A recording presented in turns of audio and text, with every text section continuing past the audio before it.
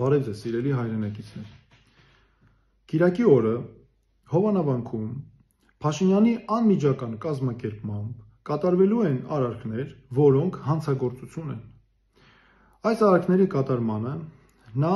նաև ներգրավել է արդեն նախկին հոգևորական կարգալույց հռչակված Ստեփան Ասատրյանին։ Ինչու եմ ես սա ասում։ Հայաստանի քրեական օրենսգիրքը 290-րդ հոդվածը քրեական պատիժ է նախատեսել կրոնական ծեսի կատարումը խոչընդոտելու համար, ինչպես նաև ավելի ծանր պատիժ, եթե դա կատարվել է ծառայողական լիազորությունն օգտագործելով կամ այդ լիազորության պայմանավորված ազդեցությունը օգտագործելով։ Նախկին քահանա Ստեփան Ասատրյանի պարագայում ակնհայտ է, որ նա վայելում է անձամբ Փաշինյանի հովանավորությունը։ Նաև ակնհայտ է, որ նա ինքը գիտակցում է, որ Փաշինյանն անձամբ կանգնած է իր մեջքին։ Խոսում է 10,000 մարդ բերելու մասին, խոսում է ուժի դիրքերից, սպառնում է։ Սա նույնն է, որ ասենք Հայաստանի որևէ քաղաքացի, որ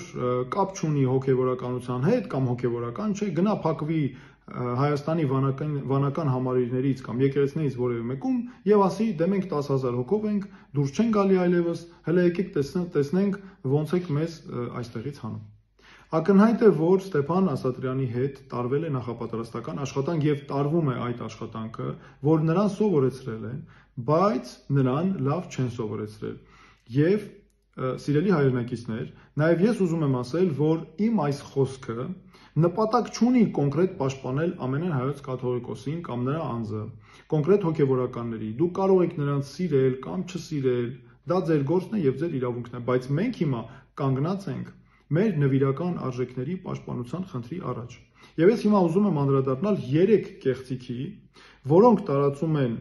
անձամբ Փաշինյանը եւ քաղաքացիական պայմանագիր խմբակցության падգամավորները։ Առաջին կեղծիքը վերաբերում է նրան, թե իբր աշխատանքային օրենսգրքով են կարգավորվում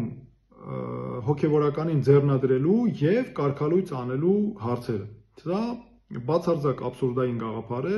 որովհետեւ աշխատանքային իրավունքը ընդհանրապես կիրառելի չէ այս հարցերի նկատմամբ։ Հոգևորականին ձեռնադրելը եւ կարգալույց անելը կարգավորվում են եկեղեցական հոգևոր կանոններով։ Այս մասին մենք հստակ նաև իմանում ենք, երբ ուսումնասիրում ենք Մայրաթորի հայտարարությունները։ Այդ թվում Մայրաթորի հայտարարությունը Ստեփան Ասատրյանին կարգալույց անելու վերաբերյալ, որտեղ Մայրաթորը, ամենայն հայոց կաթողիկոսը ղեկավարվել է